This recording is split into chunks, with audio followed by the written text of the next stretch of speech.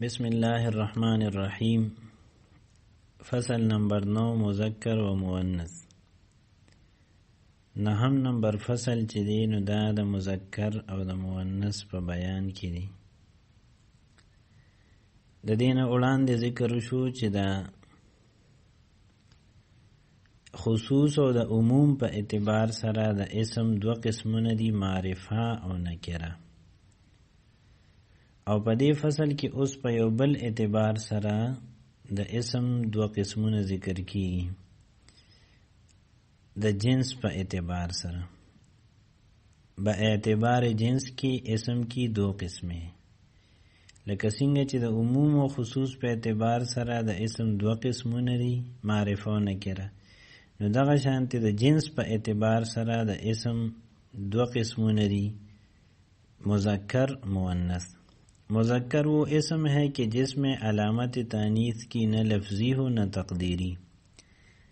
مذکر اغا اسم دی اغا لفظ دی چې په دې کې علامت د تانیث نه په لفظ کې وي نه پکې مقدری، یعنی په ظاهر لفظ کې هم علامت د تانیث نه ښکاري او تقدیر کې هم نه وي، یعنی مقدر او پټ هم نه وي په دغه لفظ کې، لکه رجل او فرس. مؤنث وہ اسم ہے کہ جس میں علامت تانیث کی لفظی یا تقدیری موجود ہو. مؤنث اغا لفظ دی چې په دې کې علامت د تانیث لفظی یا تقدیری دا موجود وي. با اعتبار علامت کے مؤنث کی دو قسمیں ہیں. د علامت په اعتبار سره د مؤنث دو قسمونه دي. نمبر 1 قیاسی، نمبر 2 سماعی. نمبر 1 مؤنث قیاسی وہ ہے. مؤنث قیاسی اغا دی جس میں تانیث کی علامت لفظوں میں موجود ہو، چې په دې کې د تانیث علامت دا په لفظونو کې موجودی. تانیث کی لفظی علامات 3 ہیں. د تانیث لفظی علامات دا 3 دي. نمبر 1 تھا، دیتا تھا مدوره وی، یعنی اغا تا چې ګول یعنی د ها په شکل کې لیکل کیږي. خا حقیقتاً ہو، په یو اسم کې دا تا چې دا علامت د تانیث حقیقت کې راغلی، جیسے طلحتو، په طلحتو کې تا راغلی دا حقیقت کې ښکاری. یا حکمن، یا حکمن راغلی وی، یعنی وی خو نتا یو بل حرفی، لیکن هغه بل حرف باندې حکم د تا لګولی شوی او هغه داسې ګڼل کېږي چې دا تا ده. جیسے عقربو، نو عقربو چې د اسم چوتا حرف تای تانیث کے حکم میں، پدې کې سلورم حرف چې با دی دا د تای تانیث په حکم کې دی. عقرب چې دا لړم ته وي، نو په عقربو کې تا حقیقت کې خنشته حکمن پکې موجود ده. نمبر 2 دویم نمبر علامت په علامات تانیث کې الف مقصوره زائده دی، جیسے حبلا صغرا کبرا.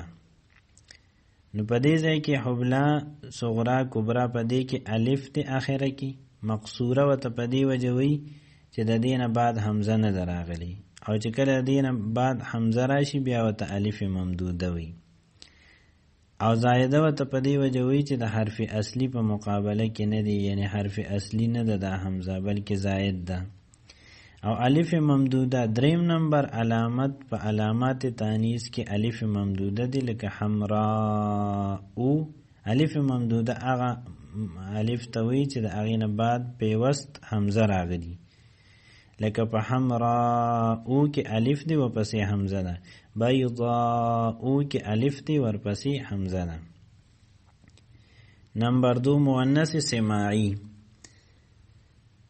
د مؤنث قیاسی د تعریف نه بعد اس د مؤنث سماعی تعریف داری چې وہ ہے جس میں علامت تانیث کی مقدر ہو، چې پدې کې علامت د تانیث مقدر او پټوی په لفظ کې خو نه وي لیکن پټ پکې وي. جیسے ارزن شمسن.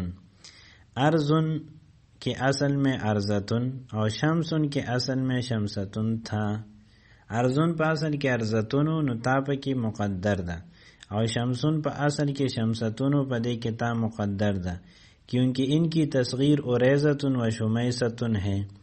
ځکه چې دا ارزون تصغیر اوریزتون دی او د شمسون تصغیر شمیستون دی، او دا قاعده ده چې تصغیر چې دی نو دا یو لفظ خپل اصل ته واپس کوي اور تصغیر سے اس کی اصلی حالت ظاہر ہو جاتی ہے، او تصغیر سره د ارزون و د شمسون اصلی حالت چې دی نو هغه ظاہریگی، پس ایسی مؤنث کو جس میں تھا ظاہر میں موجود نہ ہو اور اصل میں پائی جاتی ہو مؤنث سماعی کہتے ہیں۔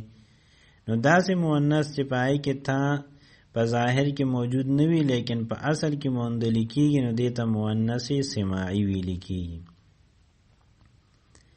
با اعتبار ذات کے مؤنث کی دو قسمیں ہیں، په اعتبار د ذات سره د مؤنث دو قسمونه دي، حقیقی او لفظی۔ مؤنث حقیقی وہ ہے جس کے مقابلہ میں جاندار مذکر ہو۔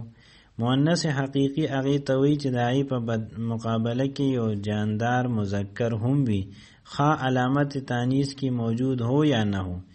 برابر خبره ده که علامت د تانیث په لفظ کې موجود وي او کو نه وي، خو چې دغه اسم کم مصداق دی په کم ذات چې دغه اسم دلالت کوي نو د هغه ذات دپاره په حقیقت کې یو مذکر وي، جیسے امرأتن خزا کہ اس کے مقابلہ میں رجلن چې دې په مقابله کې سړی دا شتا، نو دې ځای کې امرأتن کې علامت د تانیث شتا، او امرأتن چې په کم ذات دلالت کوي یعنی د خزې په ذات، نو د هغې دپاره په مقابله کې د سړي ذات دا مذکر شتا، نو دې ته مؤنث حقیقی وي۔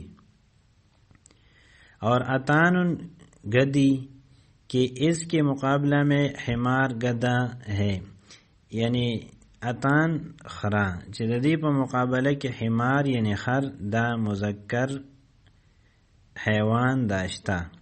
اور مؤنث لفظی وہ ہے جس کے مقابلہ میں جاندار مذکر نہ ہو۔ مؤنث لفظی هغې ته وایي چې د هغې په مقابله کې جاندار مذکر نه وي، جیسے ظلمتن تیاره، نو د دې اوس مذکر نشته چې د دې مذکر به څه وی، یا عینن، نو عینن چشمہ، اس کی تصغیر عینتن ہے، د دې تصغیر عینتن دی، یعنی دا مؤنث سماعیم دی مؤنث لفظیم دی، خو د دې په مقابله کې یو مذکر نشته دی، په دې وجه دې ته مؤنث لفظی وي، او سماعی ورته په دې وجه وي چې په دې کې تا چې ده نو دا مقدر ده، په لفظونو کې علامت تانیث نشته بلکې مقدر ده پکې تا، په دې وجه باندې دې ته مؤنث سماعی وي۔